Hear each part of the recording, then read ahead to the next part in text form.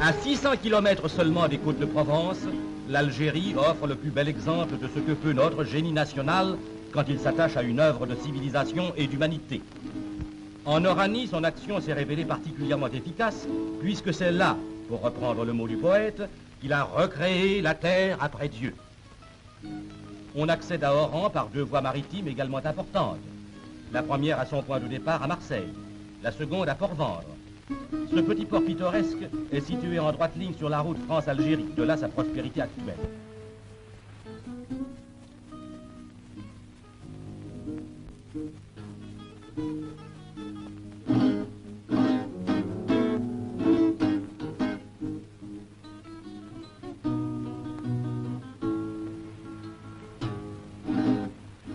En 1830, Oran comptait 4000 habitants.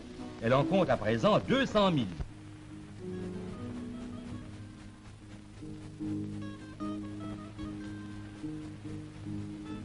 Comme à l'époque de la conquête, elle s'étale au pied de la montagne de Santa Cruz.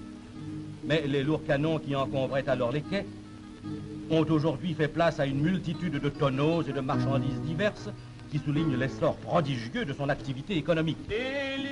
Ces vieux faubourgs ont conservé toute leur originalité. Tant dans le quartier indigène que dans celui de la Calera, la foule est nombreuse, ardente et colorée.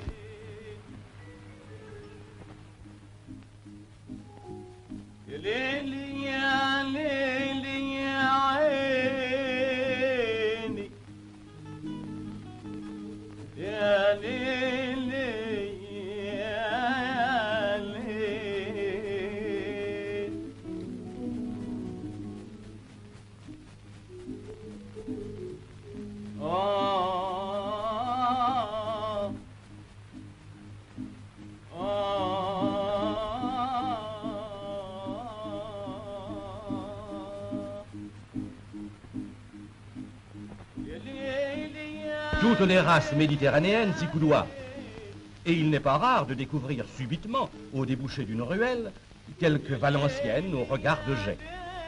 Car, ainsi qu'en témoigne cette posada authentique, l'Espagne des rois très chrétiens a marqué ici de bonne heure son passage d'un sceau indélébile et exercé sur les coutumes locales une influence profonde.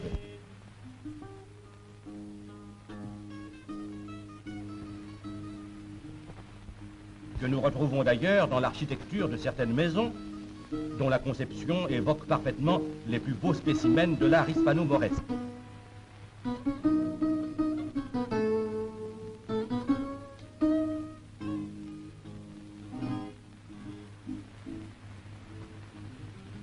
Oran, toutefois, est une grande ville française. Par son aspect, elle fait souvent songer à Marseille ou à Nice.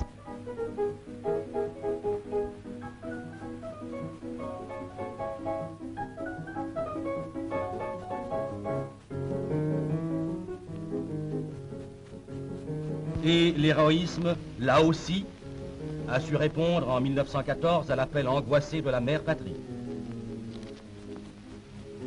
Ville moderne, Oran a réalisé pour les besoins de sa population des constructions d'un style hardi.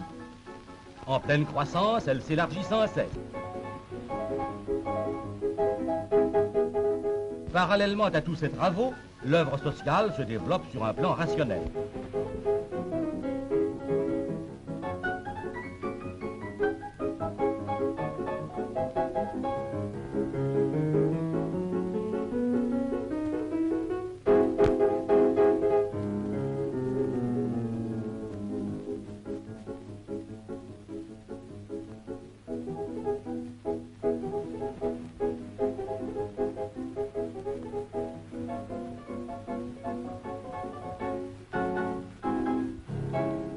À quelques kilomètres d'Oran, Tlemcen, vieille ville arabe, capitale d'empire au Moyen-Âge, conserve jalousement le prestige de son antiquité musulmane. Bien située dans une région élevée, fraîche, peuplée d'arbres et d'oiseaux, elle se flatte de posséder les plus beaux jardins de l'Afrique du Nord.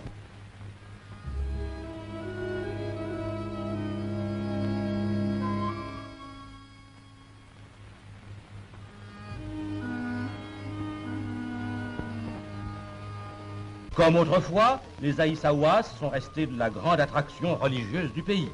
le spectacle de ces fanatiques que leur état de surexcitation nerveuse rend, paraît-il, insensible à la douleur, a quelque chose d'hallucinant.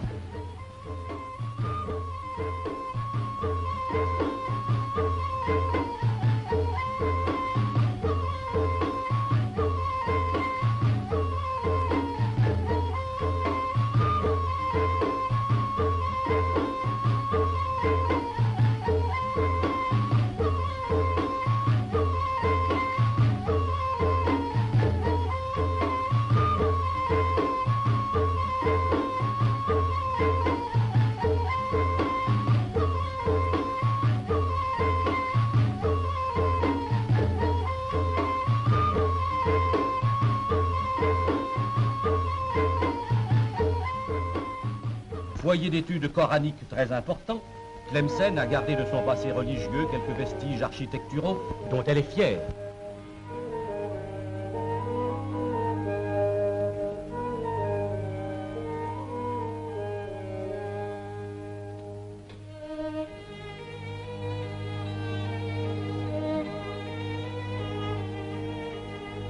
Le tapis de haute laine est à la base d'une industrie locale florissante.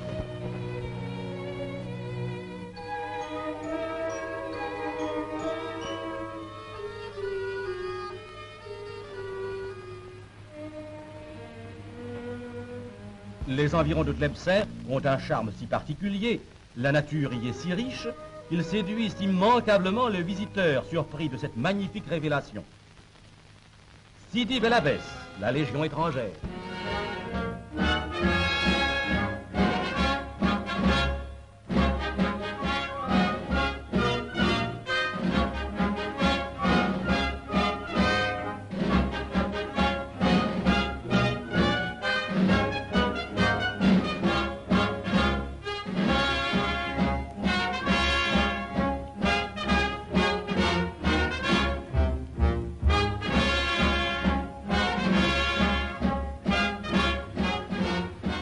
Œuvres grandioses, rattachées à la féconde politique de l'eau du gouvernement général, les grands barrages algériens résolvent admirablement le problème de l'irrigation artificielle.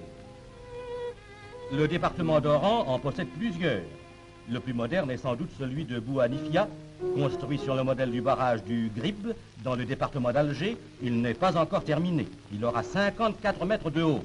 Ses murs parafouilles atteindront 70 mètres de profondeur. Et il aura fallu, pour le construire, 14 000 tonnes de ciment et 5 000 tonnes de produits chimiques.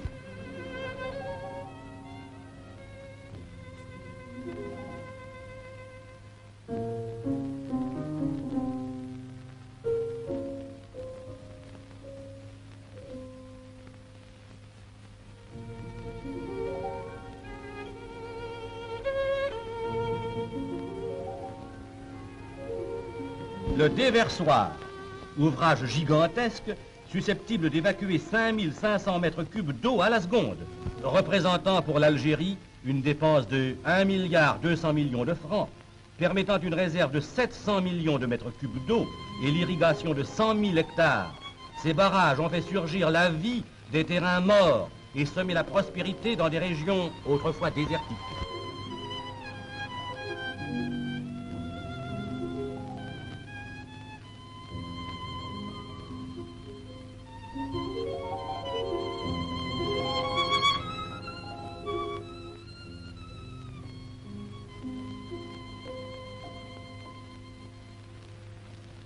La vigne occupe en Oranie une place de choix et constitue sa principale richesse.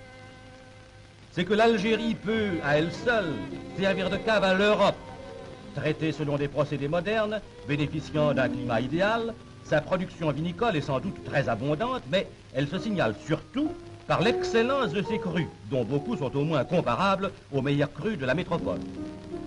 Aussi, la clientèle est-elle nombreuse et l'exportation très florissante. La prospérité d'Oran se reflète tout entière dans l'extraordinaire activité de son port, l'un des plus fréquentés et des mieux outillés de la Méditerranée.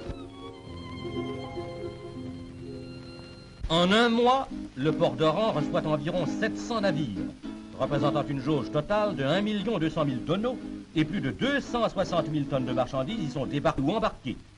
C'est dans ces chiffres que s'exprime le mieux le brillant résultat de la colonisation française.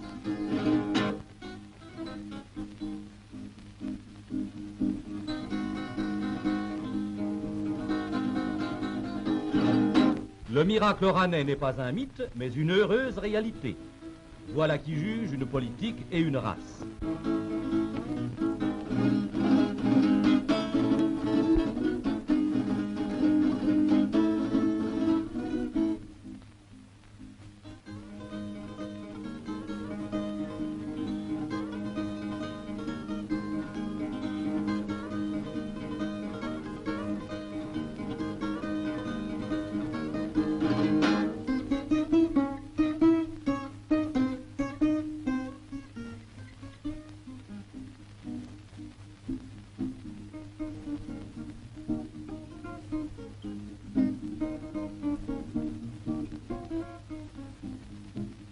Et sur le pont du navire qui le ramène dans la métropole, le voyageur ne verra pas sans une certaine mélancolie s'estomper dans le clair-obscur du jour finissant les dernières lueurs de cette apparition divine qu'est la terre algérienne.